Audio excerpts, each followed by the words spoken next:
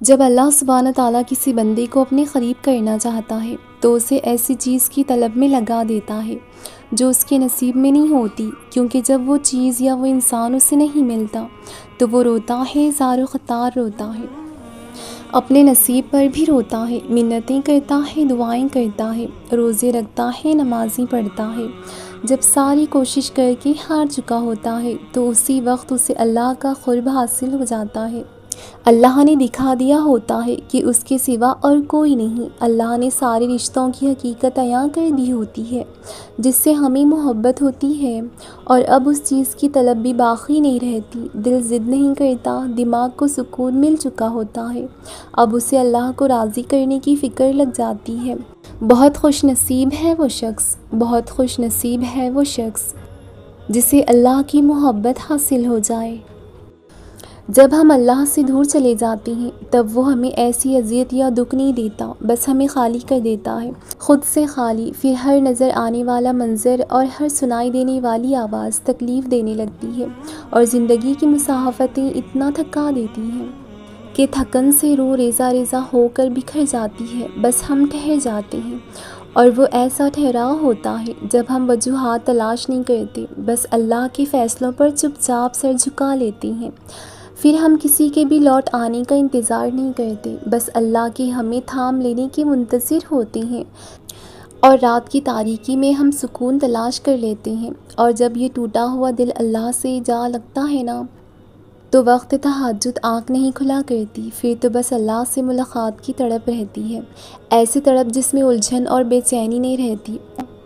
اور جب زار زار بہتی ہوئی آنکھیں اس سے مدد مانگتی ہیں تو وہ اس بے چین روح کو خود سے بھر کر تمہاری خالی پن میں ایک نئی زندگی پھونک دیتا ہے۔ جو دل ٹوٹ کر تہجد کے سجدوں میں اللہ کو پا لے وہ پھر کسی کو کھونے سے نہیں ڈرتا۔ انسان کی محبت تو کمزور کرتی ہے، انسان کی محبت تو کمزور کرتی ہے، لیکن اللہ کی محبت ہمیں پھر سے مضبوط بنا دیتی ہے۔ بہت نڈر، بہت بہادر جو دن کی رونقوں میں کھو جائیں، انہیں رات کی تنہائیوں میں مانگی گئی دعائیں واپس لے آ سکتی ہیں۔ تمہیں لگ رہا ہے نا کہ تم ہمیشہ یوں ہی تڑپتے رہو گے؟ میں تمہیں ایک حقیقت بتاؤں، جس مقام پر تم ہو اس مقام پر سب کو ایسا ہی لگتا ہے۔ تمہارا خوف ہی تمہیں انسان بناتا ہے، لیکن پھر اس خوف کے باوجود بھی یقین کا انتخاب کرنا تمہیں مومن بناتا ہے۔ اور جانتے ہو معجزے مومنوں کے لیے ہی ہوتے ہیں، ایمان لانے والوں کے لیے۔ ہر اس چیز پر جو دکھائی دے سکتی ہے، ہر اس چیز پر جو نظر سے باہر ہے، تو تمہیں یقین رکھنا ہے، کیونکہ تم سے پہلے جتنے بھی لوگوں نے یقین رکھا تھا اللہ نے ان کے لیے ایسے ایسے کرشمے دکھائے تھے جنہیں صرف پڑھ کر یا سن کر ہی رونگٹے کھڑے ہو جاتے ہیں۔ وہ سب بھی شروع میں چند لمحوں کے لیے گھبرائے ضرور تھے، لیکن پر انہوں نے ان گھبراہٹوں کو ترک کر کے یقین کو چنا۔ دیکھو پھر ان کے حسین انجام کو آج پوری کائنات یاد کرتی ہے۔ جانتے ہو اللہ نے وہ کرشمے کیوں قرآن میں لکھے؟ تمہارے لیے، بس تمہارے لیے، تاکہ تم انہیں پڑھو اور تمہاری امید نہ ٹوٹ پائے، تاکہ تم ان سے نصیحت لو کہ کہانیاں عین اختتام پر بھی بدل جایا کرتی ہیں۔ تم نے انہیں پڑھنا ہے اور یاد رکھنا ہے کہ یہی کرشمے تمہارے لیے بھی ہیں۔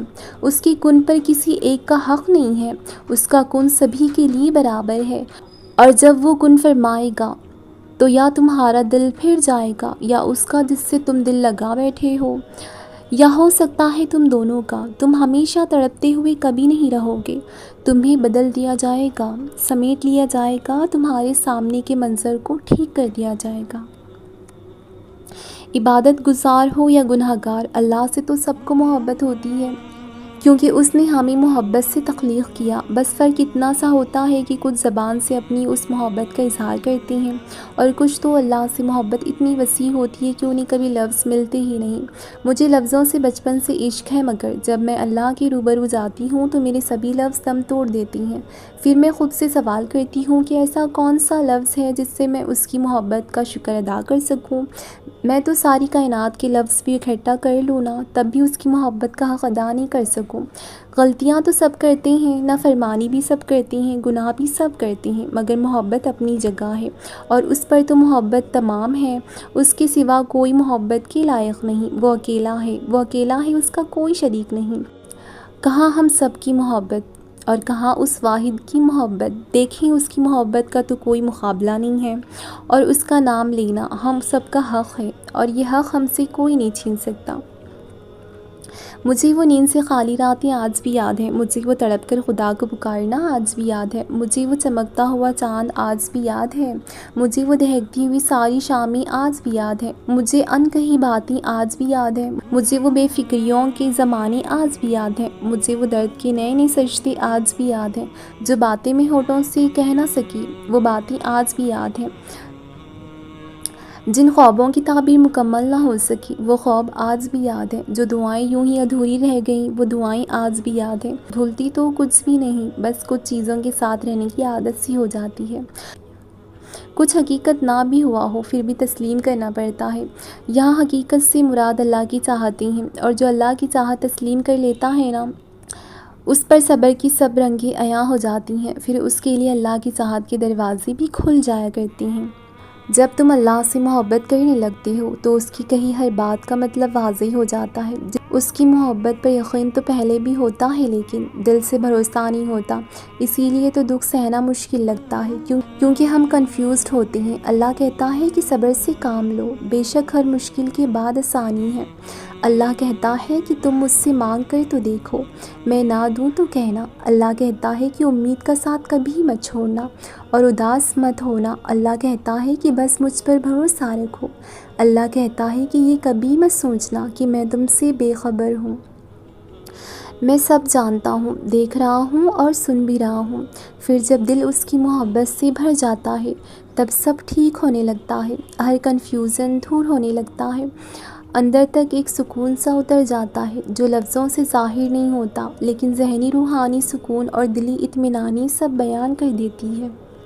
کبھی کبھی ہم توکل کے سوا کچھ بھی نہیں کر سکتے، ہاں تب بہت خوف آتا ہے جب توکل کرنے کے علاوہ کوئی راستہ بھی نہیں ہوتا، پھر وسوسے ستاتے ہیں، پھر بند راہیں ہماری سانسیں اپنے ہاتھ میں لیے کھڑی ہوتی ہیں، بس یوں لگتا ہے جیسے ابھی سب ختم ہو جائے گا اور سانسیں یہیں رک جائیں گی۔ توکل کا سفر صبر کے سفر سے بھی زیادہ مشکل ہوتا ہے، کیونکہ صبر کے سفر میں تو انسان دل کو سمجھا لیتا ہے کہ جو ہے بس وہی ہے، لیکن توکل ایسا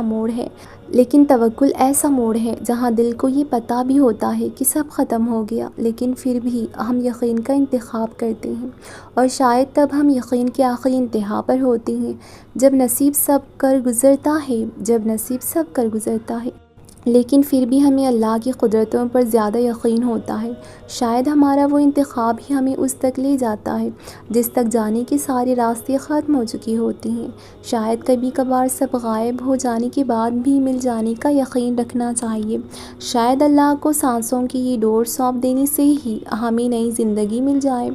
شاید معجزے سے پہلے واقعی کوئی راستہ باقی نہیں رہتا سوائے اللہ پر بھروسہ رکھنے کے، سوائے اللہ سے مانگتے رہنے کے۔ تو بس آپ بھی اللہ سے مانگتے رہو۔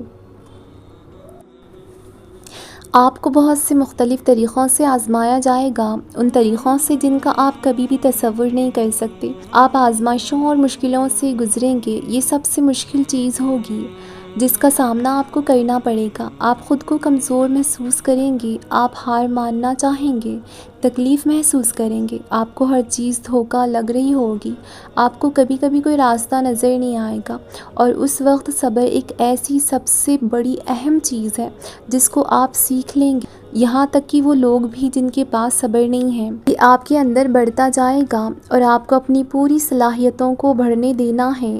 آپ یہ سیکھیں گے کہ صبر ایک ایسی چیز ہے جسے آپ کو حاصل کرنا ہی پڑے گا، اس کے بغیر آپ ٹھوکروں میں پڑ جائیں گے، اس کے بغیر آپ ٹکڑوں میں پڑ جاؤ گے، ٹوٹ جاؤ گے۔ صبر آپ کو جینا سکھا دے گا، آپ کو ہر قسم کا وقت قبول کرنا سکھا دے گا، پھر چاہے وہ اچھا ہو یا برا۔ صبر آپ کو اس دنیا میں جینا سکھا دے گا، آپ کو اپنے رب کے فیصلوں کے آگے سر جھکانا سکھا دے گا۔